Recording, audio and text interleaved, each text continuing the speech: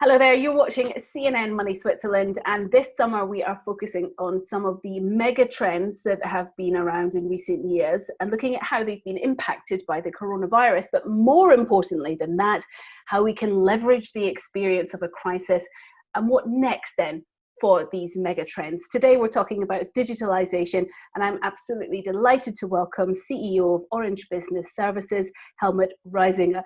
Helmut, we've got you on because it's your pet topic. You're incredibly passionate about digitalization. Why is that?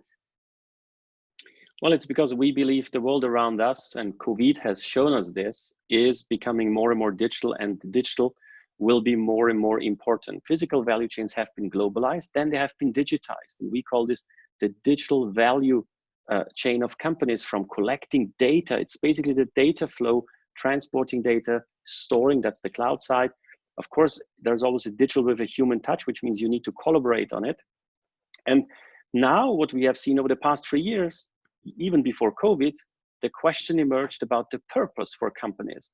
So globalization, digitalization, and purpose. And I think COVID is not only teaching us a lesson, what is really fundamental to us. By the way, the dependency of Europe, when we look at pharma industry, that most of the ingredients are actually produced out of Asia or the sub-Indian continent.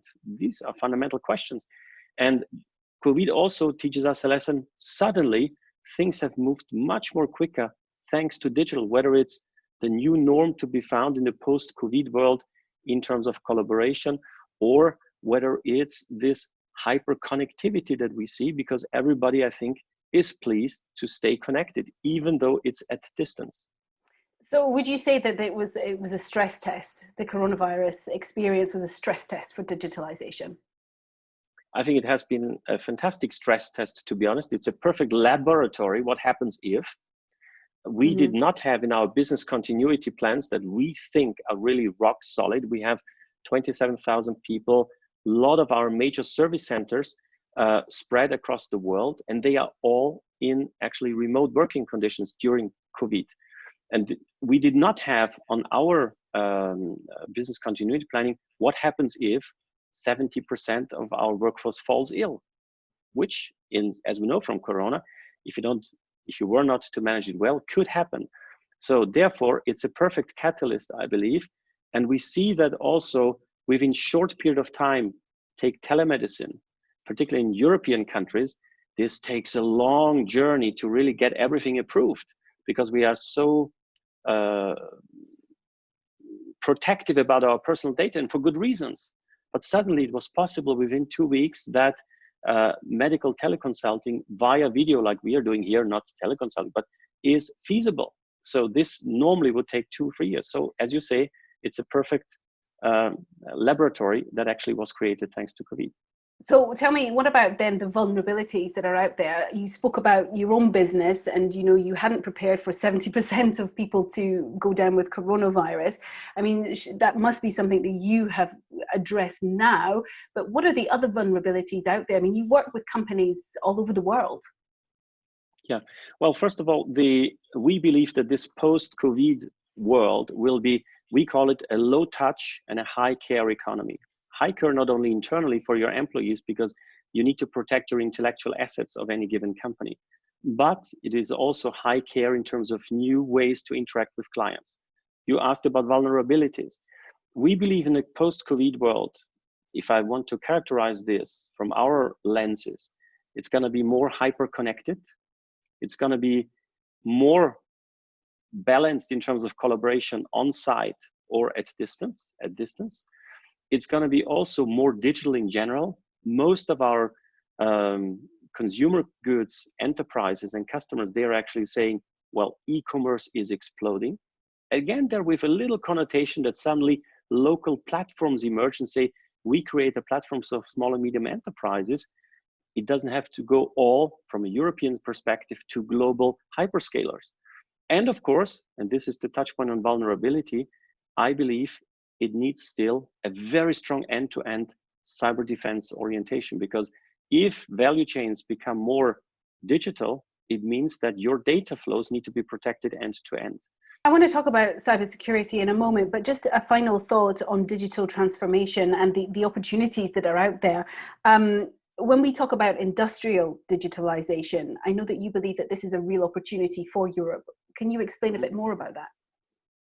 Well, first of all, Europe has a fantastic workforce. One of our strengths is, historically has been and still is the education level of the European population. Second topic is, we have kept a very strong industrial, not only footprint, but also capability. Industrial automation is one of the strengths where Europe as a continent, if you look to the global ecosystems, is ahead of the US, if you look just to the automotive industry, or is ahead even of China. And if you combine the digital aspect with, and we very much welcome also the aspect that the European Union has created in the sense of creating a European digital ecosystem or data space, to have this trusted environment where companies can share data, and then combining this with our industrial automation capabilities and our knowledge that we have in this thing, this can be a very big differentiator, because the next, in France, we would say the next rendezvous that is at the horizon is that IT, this digital world, will meet the OT world, the operational technology world. And here, if I take our home country, France, for our company, in France, only 35% today of the industrial estate is fully digitized. So there is still a lot of opportunities there of further productivity creation that again will shape the competitive advantage of Europe in this global world. How does Switzerland fit into this? I mean, how well do we do when it comes to digitalization? Well, Switzerland is doing very well in that, and it's not to praise Switzerland because you're our neighbors. It's simply because, first of all, you are a hard currency country. And usually, if we look back to history, every economy that said, I believe in hard currencies, a hard currency forces you to always look for further innovation. And it always forces you to look for productivity increases. Why? Because you don't want to do a devaluation, which would make you easily competitive, but you're trying to keep the value of your own currency, and still, even though it's reappreciating what we have seen massively, specifically with the Swiss franc, you still were able, thanks to innovation, knowledge work basically, but also thanks to productivity gains, and of course, I think also to a distributed value chain across the globe, because you are a small country, but you are a country with very strong global players. And you're putting all of this together, including, of course, the human capital in terms of well-educated workforce. And you see this, combining those factors, I think, still can make you very successful. There, I believe, Switzerland is a very good case of admiration for a lot of countries, not only in Europe, but also for outside. And obviously, you extol the virtues of having a secure cybersecurity situation, because that's what you guys do. But for companies, this is a very expensive thing to do. Shouldn't it be cheaper?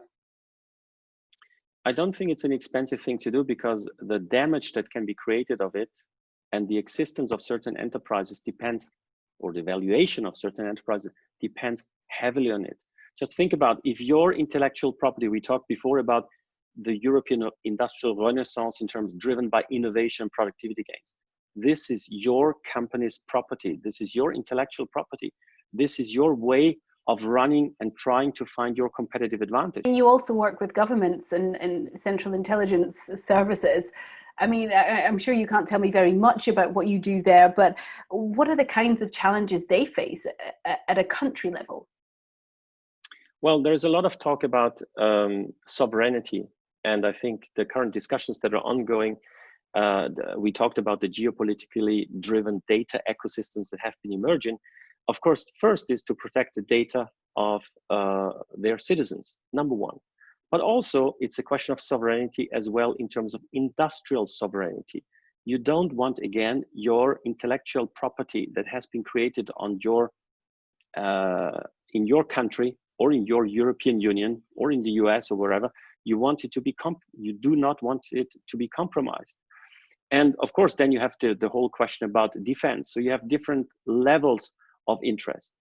And of course, they see there are global movements where, if I may say it like this, and I'm speaking about companies, what you see clearly is that you can follow very easily now the digital heartbeat of a corporation, because you see exactly what are the workforce behaviors in terms of remote versus on-site, but also what are the kind of attempts that are out there. So you need really to sharpen your eyes in this advanced threat monitoring capability. That's very critical. And I think states are by no means behind. They are very much alerted. I think what we see across the world is that states have been heavily investing actually in this cyber defense aspect, but also cyber sovereignty to protect there. And because it has become, unfortunately, a permanent threat, sometimes by private actors, sometimes also by public actors. Last question then, when we talk about a new business strategy and the fact that, you know, things are going to change and change quite quickly, can technology keep up? I think technology has proven in this COVID crisis to have kept up very well. First of all, the networks have shown a big resilience. I'll give you one little data point. We have upgraded 3 times our transatlantic links between France and the United States. Why is that? Because the vast majority of internet traffic, where so many French people from home were actually going to the internet as well from home, was going to the big platforms into the United States. And this led to an explosion of this traffic. So I'm very sure that technology will be more using artificial intelligence because there is more data available. You know, if we say post-COVID world will be more digital, it means there will be more data produced, and therefore having this connotation of good data usage and then combining it, as we said before, with our industrial knowledge and with our knowledge workers itself, I think it will do something good for innovation speed and also for the next wave.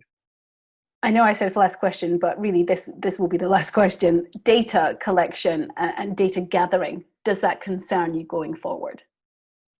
I do believe that every digital data ecosystem will have its own rules how to collect data. We have used anonymized data in this COVID crisis, and thanks to this, we helped governments. Think about the French authorities, and they could see how many people were moving out once the confinement, as it's called in French, or the lockdown was announced, moved out from Ile-de-France, which is the densely populated Paris area.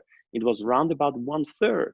And you could then prepare as well to which area did these people move. Again, it did not say that Mr. X or Y was moving there. It just said there's an increase of, for example, in some of the beach resorts, there was an increase of about 20–25% of population during that period. So data collection, I believe, is critical, not only in case of pandemic, but it's going to be also critical in this rendezvous that I talked before of the IT world and the OT world. You want to know how is your industrial estate actually performing, so you collect the data, but then immediately you have the question that follows, where do you store the data? How do you cyber secure it? Because again, it's an end-to-end ecosystem that you want to protect of your company. And with this new European data space that is being emerging, then I believe we will also see that companies will start to share anonymized data in order that we have bigger amounts of data available for Switzerland, for Europe, so that we do not, and here we come again to this sovereign independence, if I may call it like this in digital terms, we don't rely only on big platforms in one of the big ecosystems in the world. All right, Helmut Reisinger, thank you very much indeed for joining us. Thank you so much, Hannah. I was pleased to meet you. Okay, well, you can catch up with all our content by checking out our website. It is cnnmoney.ch, and you can also follow us on social media. We're on LinkedIn, Twitter, Facebook, and Instagram. Bye-bye.